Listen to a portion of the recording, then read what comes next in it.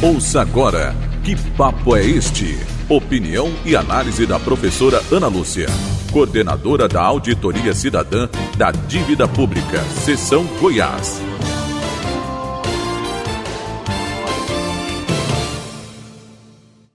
Pois é, está sendo lançada nacionalmente a Campanha Nacional por Direitos Sociais, articulada pela Auditoria Cidadã da Dívida Pública, e a primeira plenária dessa campanha será realizada em Brasília, dias 23 e 24 de março. Por que realizar essa campanha? O sistema financeiro no Brasil controla o Congresso Nacional e impôs ao governo federal o chamado arcabouço fiscal, que significa gastar o mínimo do orçamento com os direitos sociais inscritos na Constituição para sobrar recursos para pagar os juros e as amortizações da dívida pública.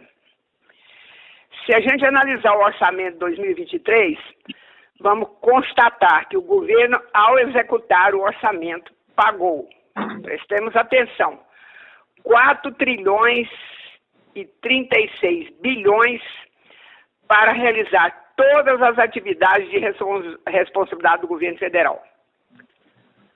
E aí, veja, deste montante, 1 trilhão e 89 bilhões foi para pagar os juros e amortizações da dívida pública, ou seja, 43,23% do orçamento foi para as mãos do sistema financeiro. E aí, para atender os demais direitos de todos os brasileiros que estão inscritos na Constituição, o governo destinou, vamos lá, para a educação, 2,27%. Examine a situação da educação do sistema escolar aí da sua cidade. Vendo que está ruim, responsabilidade de quem? Falta dinheiro, porque o Congresso Nacional, comandado por Arthur Lira e Rodrigo Pacheco, vota o orçamento priorizando os banqueiros que não produzem uma agulha. Analise o que foi para a saúde, somente 3,69%. E imagina que o SUS é o sistema de saúde mais completo e mais valorizado no mundo. Aí você vai entender todos os problemas do SUS quando você vai a um CAIS ou uma UPA em sua cidade. E por quê? Essa situação? Falta grana.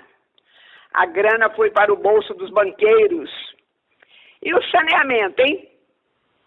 É pior, pois recebeu somente 0,00,34% do orçamento. E olha que quase 35 milhões de pessoas vivem no Brasil sem água tratada. E cerca de 100 milhões não têm acesso à coleta de esgoto, resultando em doenças que poderiam ser evitadas e que podem levar à morte por contaminação. Então tem muita gente morrendo por causa disso, porque não tem água tratada, porque não tem saneamento. Então não foi porque Deus quis, não é porque era a hora, etc. É por doenças que podiam ser evitadas. E olha que em 2020 foi aprovado o marco legal do saneamento. Aí a gente pensa, bom, agora vão tomar atitude. Nada, né? O Congresso vota leis para dizer que estão preocupados com o povo. Mas aí não bota grana para cumprir a lei. Aí fica fácil, né? E o governo do ex-presidente Bolsonaro, para ajudar mais ainda os banqueiros, articulou e o Congresso Nacional votou a independência do Banco Central.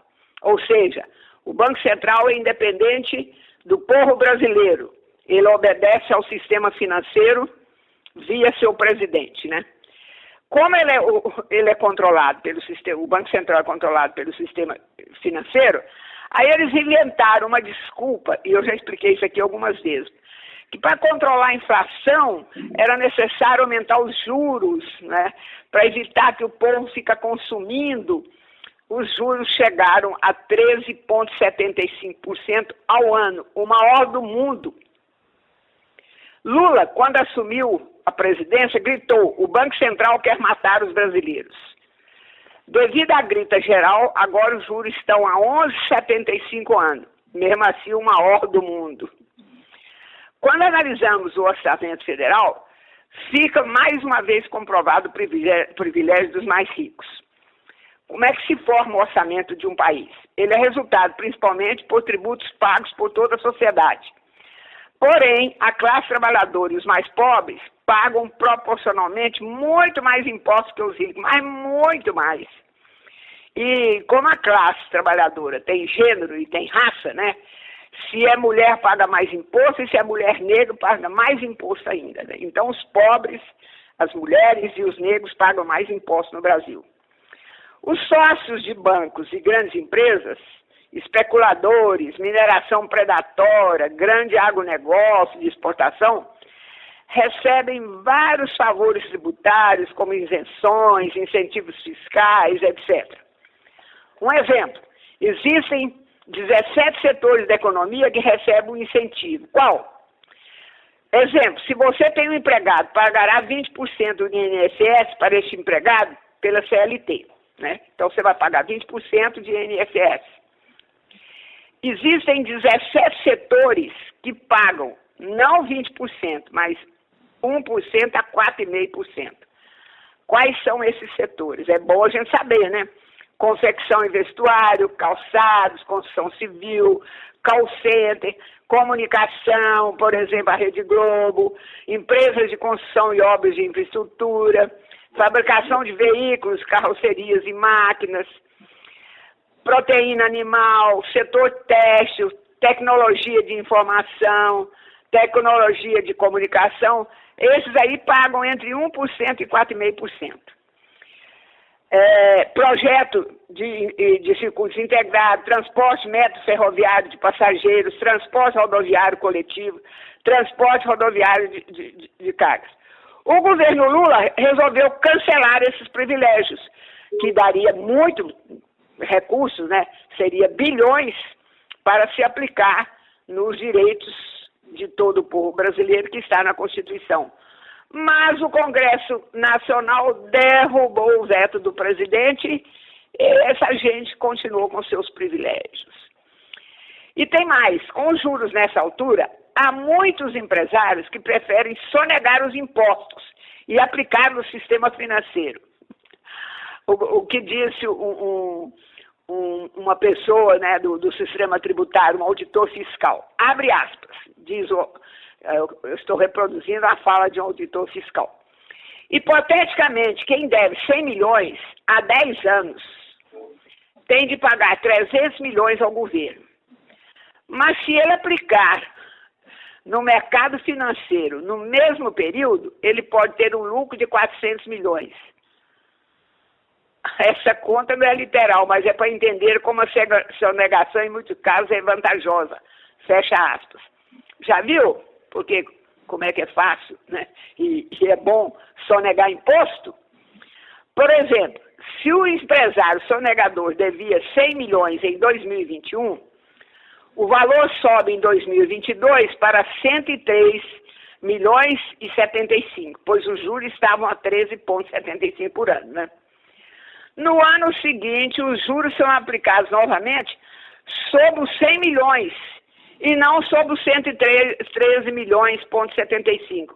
Olha que interessante, mas preste atenção.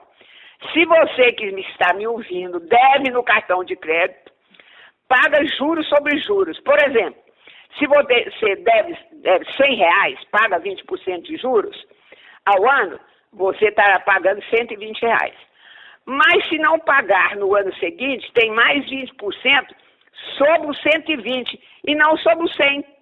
Tá vendo? Para os ricos é sobre a dívida original. Para os pobres é juros sobre juros. E aí você vai pagar os 120 acrescido de mais 24. E assim por diante. Chega um ponto que você não dá conta de pagar uma dívida que começou com R$100. Essas são algumas das formas que o sistema financeiro tende a assaltar a classe trabalhadora brasileira. Como a gente está vendo, são verdadeiros assaltantes, né? O sistema financeiro, a classe dominante, além de assaltar a classe trabalhadora, se apropriando de grande parte do orçamento, não respeita a Constituição brasileira, que no seu artigo 6º diz, abre aspas, São direitos sociais: a educação, a saúde, o trabalho, o lazer, a segurança, a previdência social, a proteção à maternidade e à infância e a assistência aos desamparados.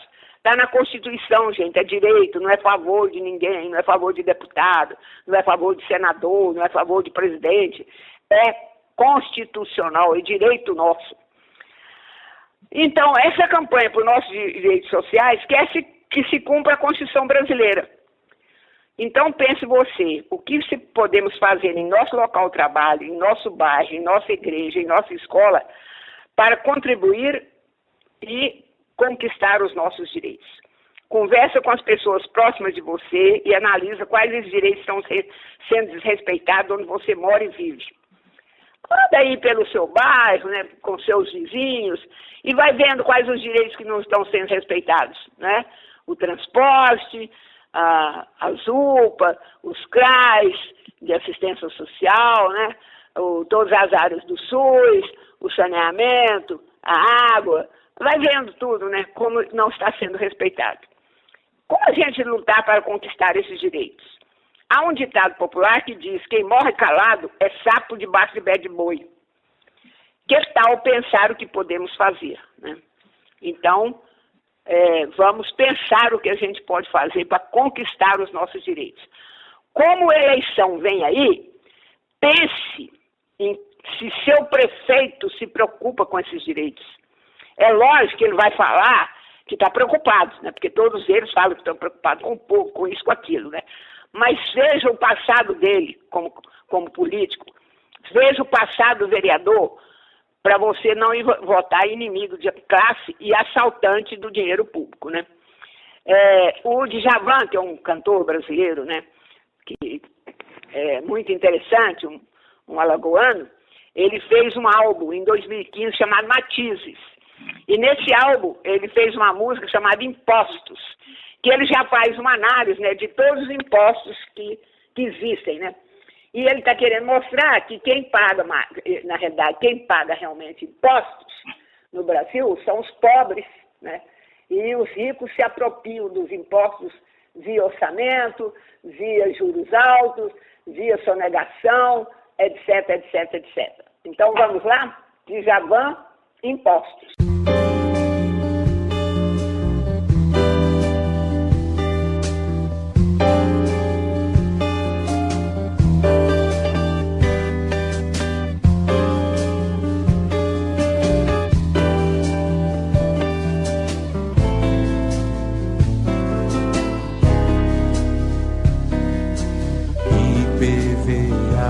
IPTU, CPMF, Forever.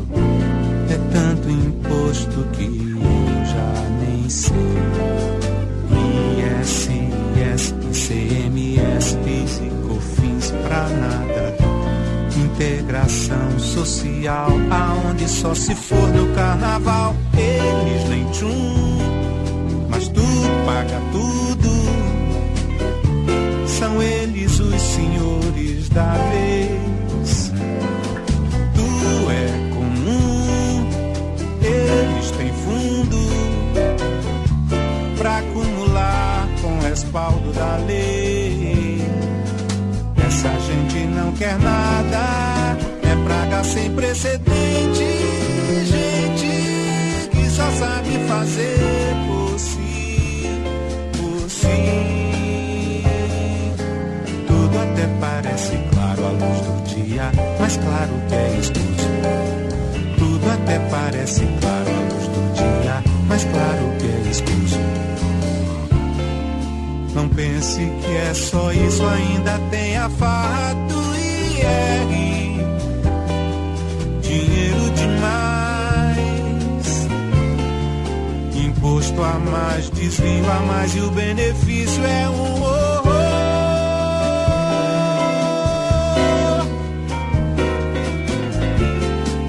Estradas, hospitais, escolas, tsunami a céu aberto. Não está certo.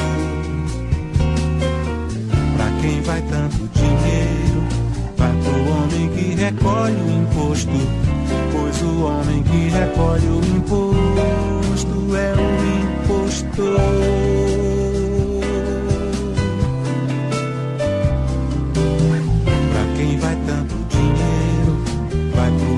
que recolhe o imposto, pois o homem que recolhe o imposto é o impostor. É o impostor.